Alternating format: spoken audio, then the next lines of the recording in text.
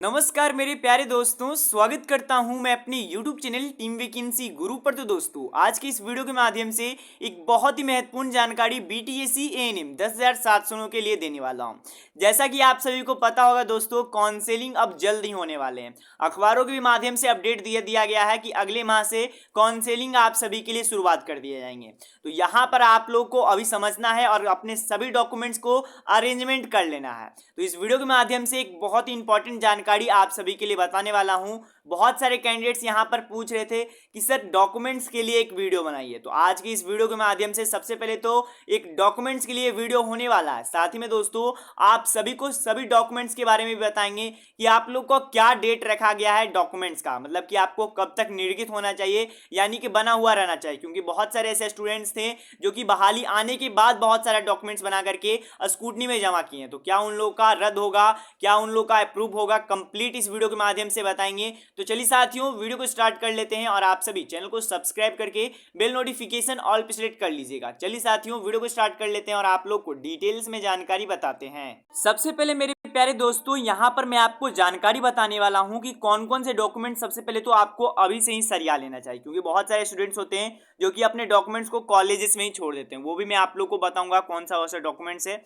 सबसे पहले दोस्तों, ये जो कि सभी पहले मैं डॉक्यूमेंट्स बताने वाला हूँ, ये काउंसलिंग के नजरिए से इंपॉर्टेंट होगा। इसके बाद मैं यहाँ पर डेटों के लिए भी जिक्र करूंगा, क्योंकि बहुत सारे लोग का ये पूछना है कि सर ऐसा हो गया था, हमने आवेदन करने के बाद ये डॉक्यूमेंट्स बनवाया तो क्या कुछ होगा, अप्रूव हो जाएगा, स्कूटी में डाल दिए तो किसे क्या दिक्कत हो सकता है या फिर नहीं दिक्कत हो सकता है, बहुत सारे लोग पूछ रहे हैं। तो सबसे पहले दोस्तों, यहाँ पर सबसे पहला सर्टिफिकेट आप सभी का आता है, वो है 10th पास का आपका सर्टिफिकेट। जी हाँ साथियों, जो आपने मैट्रिक पास किया है उसका, चाहे आप CBSE बोर्ड से किए हो, चाहे बिहार बोर्ड से किए हो, चाहे आप ICSE के बोर्ड से किए हो, कोई भी दिक्कत नहीं है। आपका ये जो कि मैट्रिक का जो कि नंबर मांगा जाता है, ये कोई भी नंबर जोड़ने के लिए नहीं मांगा जाता, आपके एज प्रूफ के लिए मांगा जाता है। ये बात ध्यान दीजिएगा, क्योंकि बहुत सारे स्टूडेंट्स कहते हैं कि सर हमारे 10th में नंबर कम है, इसी कारण से हमारा चयन नहीं हुआ। तो ऐसी कोई बात नहीं है, आपका डायरेक्टली डिप्लोमा के बेसिक हिसाब से आपका पॉइंट मिला है, और जो भी आपके नंबर है वो आपके डिप्लोमा फर्स्ट ईयर और सेकेंड ईयर मिला करके ही मिला है। तो इसमें आपका 10th का और 12th का कोई सर्टिफिकेट मायने नहीं रखता है। उसके बाद दोस्तों, यहाँ पर दूसरा डॉक्यूमेंट है, वो है आपका रेजिडेंशियल प्रूफ। यहाँ जी हाँ दोस्तों, जो कि आपका बिहार के मूल निवासी हो वो भी आपको प्रूफ देना है। क्योंकि अगर बिहार के आप मूल निवासी नहीं होगे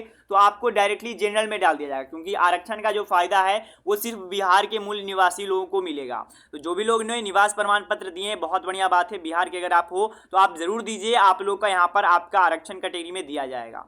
इसके बाद दोस्तों, एक डॉक्यूमेंट है सर्टिफिकेट ऑफ ANM। ये बहुत सारे स्टूडेंट्स इसे आप कह सकते हो फर्स्ट ईयर या फिर सेकेंड ईयर समझते हैं। देखिए, ये अलग सर्टिफिकेट है आप लोग का, जो कि ANM का सर्टिफिकेट है। जब आपने फर्स्ट ईयर किया, सेकेंड ईयर किया, तब आपको ये सर्टिफिकेट मिलता है। क्योंकि अगर मान के चलिए अगर ये डॉक्यूमेंट्स नहीं मांगा जाता तो बहुत सारे लोग होते जो फर्स्ट ईयर करके यही डॉक्यूमेंट्स को डाल देते और भर्ती में आवेदन कर देते। तो ऐसी कोई बात नहीं थी।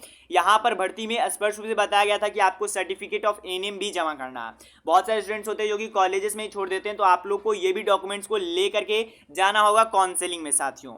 बहुत सारे लोग यहाँ पर नहीं जानते इसके डॉक्यूमेंट्स के बारे में, तो वो आप ध्यान दीजिएगा। इसके बाद दोस्तों, कास्ट सर्टिफिकेट। अगर आप SC और ST में आते हो तो आपको तो यहाँ पर कास्ट सर्टिफिकेट देना पड़ेगा। अगर आप BC और EBC में आते हो तो आपको NCL यानी कि नॉन क्रीमी लेयर आपको यहाँ पर देना होगा। ये आप लोग जानते होंगे, क्योंकि यही इसी से आप लोग का आरक्षण मिलेगा। जो कि उसके बाद दोस्तों, यहाँ पर एक आपका कह सकते हो एक पर्सनल डिटेल्स नहीं, एक नॉर्मल डिटेल्स है, जो आपका आधार कार्ड है, पैन कार्ड है, आपका वोटर ID कार्ड है। सभी डॉक्यूमेंट्स ले जाने नहीं है, कोई भी आपका एक आइडेंटिटी प्रूफ होना चाहिए, चाहे आपका आधार कार्ड हो चाहे आपका पैन कार्ड हो। अगर दोनों है तो कोई भी दिक्कत नहीं है, ड्राइविंग लाइसेंस है तो उससे भी काम चल जाता है, कोई भी दिक्कत नहीं है। कोई एक डॉक्यूमेंट्स भी है तब पर भी काम चल जाएगा। इसके बाद दोस्तों, registration certificate in Bihar nursing council, तो यानी कि आपका BNRC का कागजात, जो कि आपका बिहार नर्सिंग काउंसिल से आपका रजिस्ट्रेशन हुआ है, आपका रजिस्ट्रेशन कागजात भी यहाँ पर जरूरी होगा। साथ ही में दोस्तों, यहाँ पर मार्कशीट ऑफ ANM। जी हाँ साथियों, ये अलग मार्कशीट है और वो मैंने बताया वो अलग मार्कशीट है। यहाँ पर ये मार्कशीट का अर्थ होता है आप लोग का, जो कि कह सकते हो फर्स्ट ईयर का है और सेकेंड ईयर दोनों जो कि आप लोग का होता है, वो यहाँ पर आप लोग को देखने को मिलेगा। 2 साल आपके एग्जाम होते तो फर्स्ट ईयर का फर्स्ट ईयर का, सेकेंड ईयर का सेकेंड ईयर का। अगर आपने सही सही अपलोड किया है तो आपको कोई भी दिक्कत नहीं होगा, और काउंसलिंग में जो जो डॉक्यूमेंट्स आपने अपलोड किया वो डॉक्यूमेंट्स आपको ले जाना है, ये बात एकदम समझ लीजिए। और साथियों कुछ ऑप्शनल डॉक्यूमेंट्स भी होते हैं, कई सारे लोग के पास ये डॉक्यूमेंट्स होगा भी, कई सारे लोग को नहीं भी होगा। उनमें से एक आ जाता है हायर क्वालिफिकेशन, यानी कि अगर आपने एएनएम करके जीएनएम किया हुआ है तो वो डॉक्यूमेंट्स भी आपको ले जाने होंगे। इसके बाद आता है जो कि जिनके पास एक्सपीरियंस है वो कर सकते हो। तो यहाँ पर एक्सपीरियंस वाले का लिए यहाँ पर मैं बता देना चाहता हूँ, तो एक्सपीरियंस जो कि संविदा पर काम किए हैं उनके लिए। अब यहाँ पर डेट को लेकर के एक इंपॉर्टेंट जानकारी बताने वाला हूँ कि कौन सा कागजात कब का चाहिए। देखिए आप लोग अगर स्कूटनी का पेज को डाउनलोड करते हो तो आपको ये पूरा जानकारी देखने को मिल जाएगा। अगर आपने नहीं पढ़ा है तो ही आपको ये दिक्कत हो रहा है। सबसे पहले दोस्तों शैक्षणिक योग्यता के प्रमाण पत्र के बारे में यहाँ पर जानकारी दिया गया है। शैक्षणिक योग्यता प्रमाण पत्र मतलब कौन कौन से डॉक्यूमेंट्स आ जाएंगे, तो यहाँ पर जो भी आपके शिक्षा से रिलेटेड है, चाहे वो आपका मान के चलिए आपने 12th पास किया है, चाहे 12th का नहीं लेते हैं, मान के चलिए यहाँ पर आपने अगर 10th एएनएम किया है तो एएनएम का डॉक्यूमेंट्स होगा।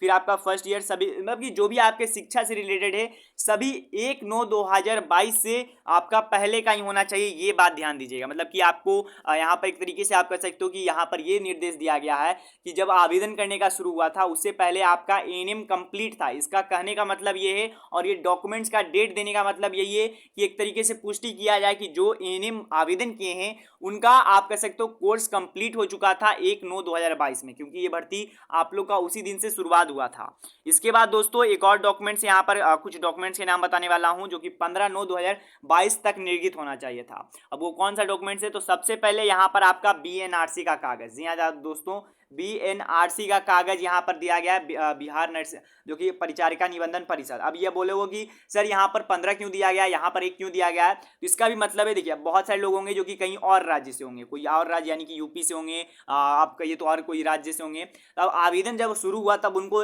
पता चला, तब वो बीएनआरसी में कन्वर्ट भी तो कराएंगे, तो उनके लिए कुछ समय तो भी लगेगा। तो यहाँ पर उनके लिए एक तरीके से आप कह सकते हो 15/9/2022 तक समय दिया गया। ये तो बीएनआरसी कागज जो भी आपको 15/9/2022 तक निर्गत होना चाहिए। साथ में आपका यहाँ पर आप कह सकते हो आरक्षण प्रमाण पत्र। बहुत सारे लोग क्या है, जैसे कि एनसीएल है तो बहुत सारे लोग क्या किए हैं कि वो 15/9/2022 लास्ट डेट था तो उसके बाद भी वो डॉक्यूमेंट्स को बनवाए हैं। तो ये सब गलत आप कह सकते हो कि ये सभी डॉक्यूमेंट्स पे देखा जाएगा।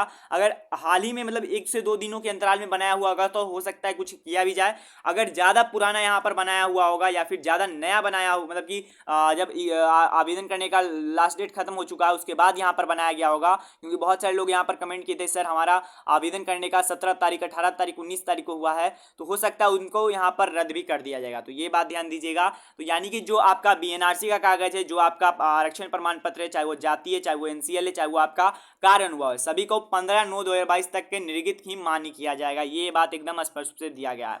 साथ में कार्य अनुभव की गणना है जो कि 2/8/2022 तक ही किया जाएगा, ये बात को आप ध्यान दीजिएगा।